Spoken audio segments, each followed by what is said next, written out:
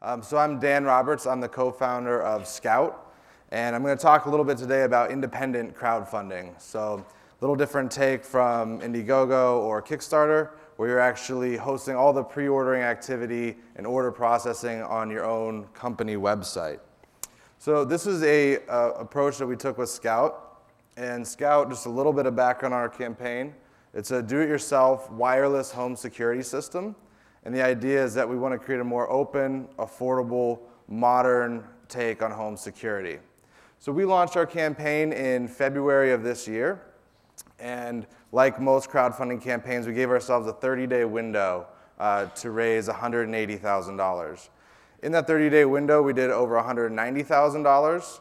And one of the perks of having an independent campaign is that we were able to keep pre-orders open. So to date, we've sold over 1,000 systems for about $267,000. So I just want to take you back a little bit and walk you through our decision process to go independent, some of the pros and cons of doing that, and then whether it might be something you should consider. So flashback to the fall of 2012 when we were thinking about how we should approach Scout. These were the things that were happening that were influencing whether we were going to go independent or not. So Kickstarter had just changed their rules. They had the famous Kickstarter's Not a Store blog post, which for many reasons we would have been disqualified and not made it on their platform. At the same time, Lockatron was just coming off the heels of their very successful independent campaign, so we knew that we could do it ourselves. The other piece of it is that the goal of Scout was really, by doing crowdfunding, was really to test demand. So we didn't want to get into fulfilling t-shirt orders and sticker orders. We really wanted to know whether our core product had legs in the market. So that's what we were focused on. Another great thing is that we were going from nothing. So our site was not recognized. I think we showed up on probably page 4 of Google results before our campaign. What was great about doing an independent thing is all the press, all the attention that we got linked to our actual company website. So we were building that brand recognition from the start as opposed to building that brand recognition on a third-party site. And since the established sites like Indiegogo and Kickstarter have to appeal to a variety of projects, they have to be pretty flexible, so you don't have a ton of control. So going independent gives you this ability to control the entire experience and really make it catered to your company. And finally, this was not a deciding factor, but we did save about $10,000 in fees, which for a young startup is a big deal.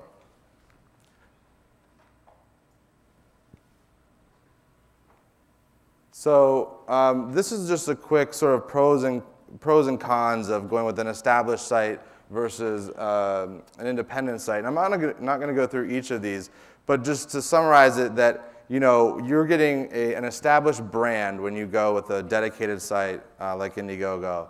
But when you go independent, you're getting more control. So these are sort of the push and pull here, and something to consider when you're deciding to crowdfund. So some of the concerns, so that's one thing as we were deciding how to approach this. Our main concerns were these 4 things. So of all those pros and cons, this is what it boiled down to.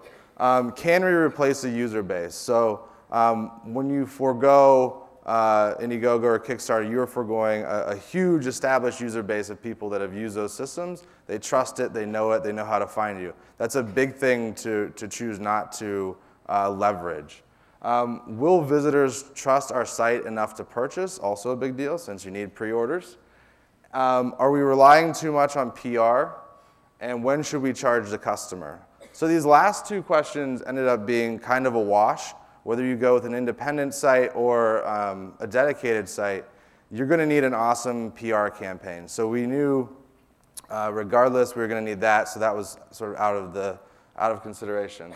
And then when should we charge the customer? This is sort of a personal question you have to answer. If you need the working capital to get to production and you have to charge them up front, that's what you have to do. We were able to not charge the customer, which essentially de-risked it, but that was unclear at the time whether we were going to be able to do that, and we had to work through that. And I want to talk a little bit more in depth about the first two questions. So when we were thinking about it, we laid out all the tactics before we made a decision. Can we actually solve these two problems? So our approach was that in terms of replacing the user base, the great thing about an independent site is from day one, we cookied every user that came to our site. And we were able to do a retargeting campaign throughout the month so that our sales didn't rely on you buying the first time. Hopefully we'd see you 6 or 7 times throughout the month. We sent backers regular shareable updates. Again, that's things that go across independent campaigns and the established sites, but very, very important in terms of getting the word out through social media and other channels. For people who are interested, we created competitions so they could sign up, get a unique URL, and the people that drove the most visitors to our site would win either a gift card or free product. And then the final thing, and this was a big thing that swayed us towards an independent site, is that running an independent campaign in and of itself was press-worthy. So after our first 2 weeks of press for the actual product, weeks 3 and 4, we got a nice pickup because we actually the independent campaigns were relatively new at the time. So that helped us replace our user base. In terms of building trust, it should go without saying that if you're going to do this, you need to have a seamless professional website. You need to be able to make it, table stakes with other websites in terms of the experience, or you will lose that trust immediately. We did leverage familiar crowdfunding features, so while it was hosted on our site, it was still the mechanisms that you're used to seeing on the various crowdfunding sites. So that felt familiar. We did the payments through Amazon, which most people trust. We got 1 or 2 people that were not happy about that. But that was great. And then, again, as I mentioned, we're not going to charge until the system ships, even though we have the ability to charge their card, which de-risks it for the user to purchase.